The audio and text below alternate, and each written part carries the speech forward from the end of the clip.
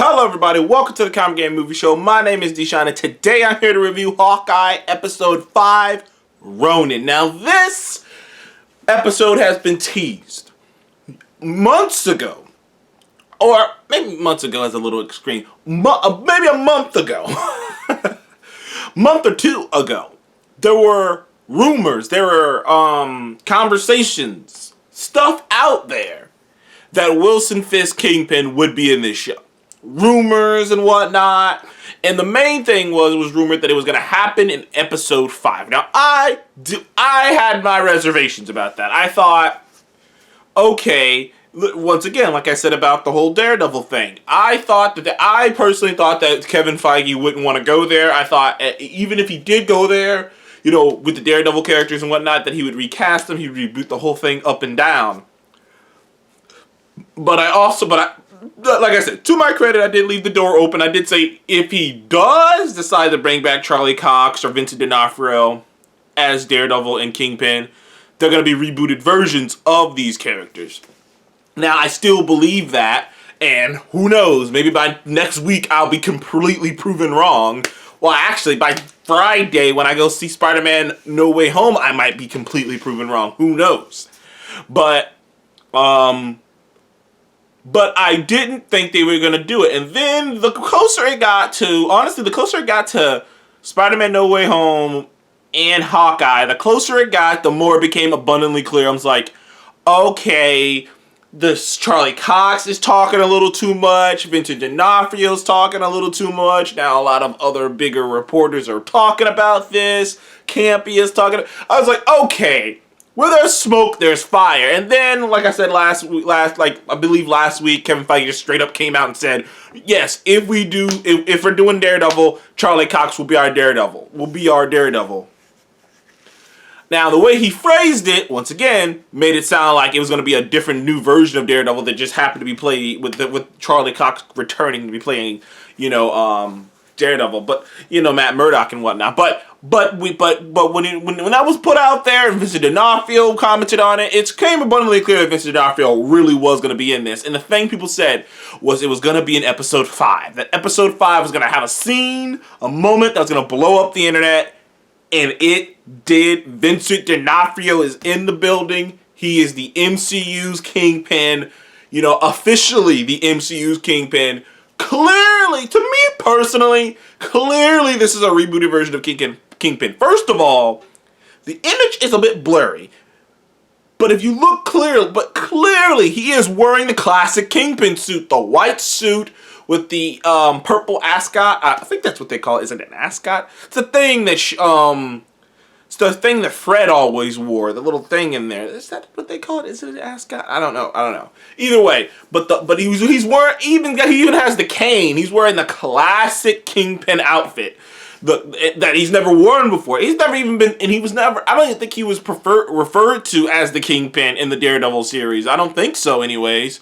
So, not to mention at the end of Daredevil season 3, like, I'm not sure there was any way he could get out of prison. Like there's just no way that a guy who did the things he did that are public knowledge, by the time Daredevil season 3 comes to an end, like everything he did is basically public knowledge.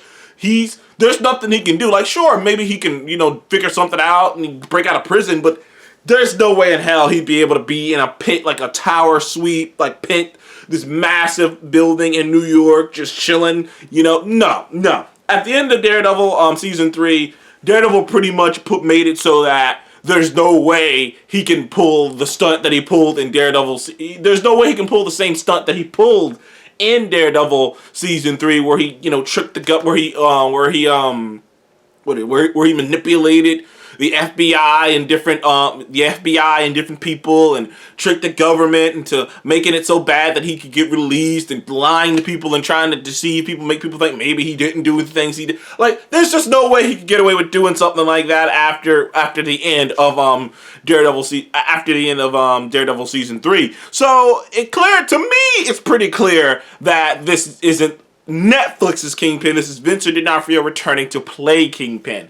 But it's still awesome to have them. There was just like Hawkeye has these really cool credits. I mean, the artwork and whatnot is cool, but it was really cool to get a shot of Kingpin's giant silhouette in the background looming over the Hawkeye sign. It was really cool. But the episode and as a whole is really fucking strong. Like it just keeps the trend going. Now this isn't as action packed. See, nothing has really been as action packed as episode 3. Episode 3 was action packed. It's been a lot of character stuff. It's been a lot of drama. It's been a lot of building. And the same thing is here. We get more information on Yelana. Florence Pugh is in this in strength. I mean, she gets the cold open of this, and in the cold open, it shows Yelana going around. You know, because at the end of Black Widow, Yelana and the other Black Widows are gonna go across the world to find, you know, other Black Widow operatives who are still under that mind control stuff and free them. That was their mission, you know, is to go find these other operatives, free them, and give them a chance to have a life. And clearly she was doing that because it kind of shows in 2018 that's basically what she was doing for basically most of 2018, was going around doing that. And she got snapped away. And we find out she got snapped away. And for the first time ever, we actually got to see the snap from the snappy perspective. We really haven't. We've seen people get snapped. We've seen people coming back from the snap. But, you know, with Monica and WandaVision, Monica fell asleep and she woke up. So we really didn't it wasn't like she was wide awake, snapped away, and came back. But now we have confirmation that when they got snapped and came back, it was only an instant for them. Someone else that also mentioned on another channel that I agree with too is that we kind of got told that when Peter was talking to Tony when he had first got in Endgame, when he had first got back, he was like, I passed out for a second and then I was back, and I passed out for a second, then I woke up, which means that for the people getting snapped, this is almost like that. It's instantaneous. It's like you just blinked and you're back. You blinked. You took a long blink. You just took a blink. It's like you just sneezed and you were in a different house. That's basically what it was like, because the house changed and the house changed and she popped out and she was like, "What the hell? What do you mean? It's been 5 years later. I gotta go see Natasha. I gotta go." Leading to, unfortunately, Natasha is dead.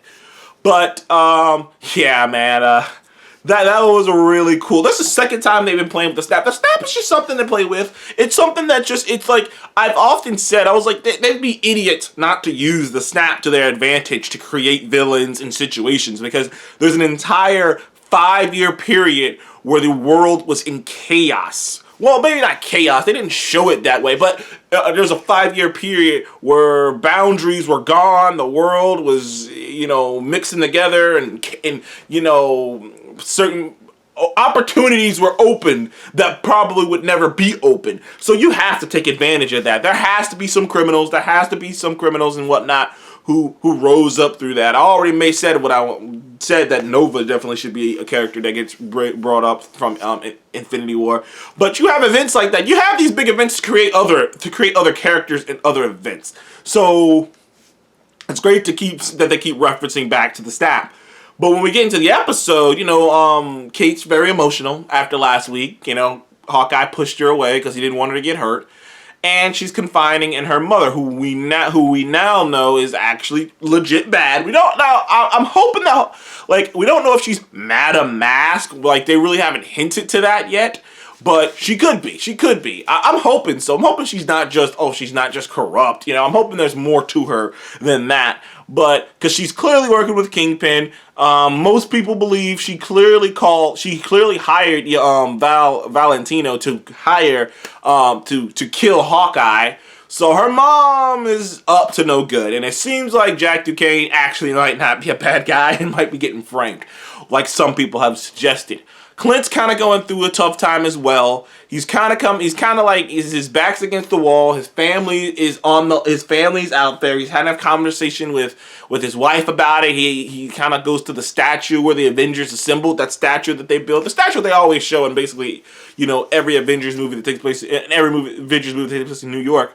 And it's funny because they basically, when they're talking to each other, when he's talking to, well, when he's talking to trying to remember Natasha and whatnot. It's a very touching scene, and he's really in his emotions as he should be. There's still part of him that feels like he should have been the one who died. Of course, there's a group of people who feel like that too. Which, like I said, I didn't know that was like a sect of fandom that's like, we hate Hawkeye because Natasha's dead. It's like, whoa! I didn't know there was a set of fandom. Probably the same set of fandom who were like angry that Hawkeye was in an Infinity War, but whatever, who cares? What are we talking about? Either way, the reason he was apologizing to Nat is because he was gonna have to don the Ronin suit again, and that he might have to kill. He might have to kill. God damn it, Echo. He might have to kill Echo, and he was hoping he wouldn't have to, but And he goes full Batman, dude. He goes full Batman in this sequence. Full Batman in that sequence. But the best scene in the show was definitely Kate Bishop and Yelena Belova talking. That whole thing. First of all, Florence Pugh does this Yelena with this, because sometimes you have to forget, like, the way she does Yelena. There's a bit of what's the word I'm looking for? Juvenile. She's a bit juvenile, while simultaneously scary, while simultaneously like socially awkward. If that makes any sense, like you can tell, like, because it's brought up in Black Widow. She has been under mind control since she was a little girl, so she really has she has a personality, but like. It's like if you've been doped up on drugs your whole life, your entire life, and then you're not on them anymore.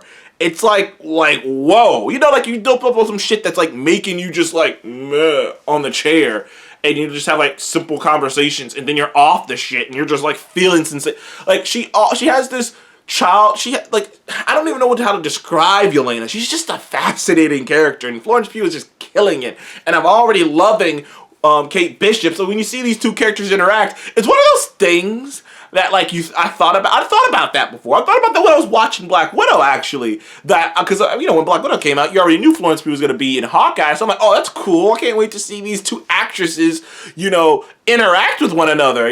Like Haley Steinfeld and Florence Pugh. I don't think I've seen them interact with one another, and it's so good to see that Black Widow 2 and Hawkeye 2 Hawkeye 2 have chemistry. And that scene turned out exactly how I imagined it was going to turn out. It was just fun. Got a little into it with Hawkeye, and like I already said my piece about that last week. I feel no sympathy for the bodies Hawkeye dropped, because all of them were murderers and criminals and dirtbags. So I'm not exactly shedding tears over them dropping. But Yelena feels hurt. She feels like Hawkeye killed. Like I said, there's this hint, this sense of menace from her. Like, she is a killer. It's like I'm laughing at her. We're having a good time. But that's what's always been a cool thing about Black Widow in the comics. And they sort of did it. They kind of had it in the MCU, but it never really played it up too much because it's PG-13. They don't want to get too dark. If they had done more Black Widow movies, maybe we would have touched it. But there's always, in the comics anyways, the comics I've read, there's always this hint of true darkness to her that she will murder you. Like no matter what she's doing, understand, she will kill you. And now there's a bit of that with Yelena. Plus, I'm gonna just say this right quick because I think this video's gone on a little long. They're giving Yelena some of Black Widow's classic stuff. She has the Widow's line. She has the Widow's line, which is like this line that's in the gauntlet, and because in the comics, Black Widow has multiple things in those gauntlets. It's not just don't just do one thing. She's got a grappling hook that's like a Widow's. She's got a line. She's got she shoots out stuff. There's a bunch of stuff they do, and I think they're doing that with Yelena. I've kind of made this prediction. Maybe I haven't said it out loud, but they're gonna pretty much in my opinion, they're gonna do basically all of the stuff they didn't do with Black Widow with Yelena. I would not be shocked if they make Yelena and Bucky romantic. Like I would not be shocked just because I have a feeling that they're gonna do all the things they never got to do with Black Widow with Yelena. But thank you guys for joining the Comic Game Movie Show. Please like, subscribe. I would give this episode a 9 out of 10. I enjoyed this. It was great acting, great story building, pieces put on the board, and we got a massive reveal. Loved it. Thank you guys for joining the Comic Game Movie Show again. Please like, subscribe. I'll see you in the next one. Goodbye.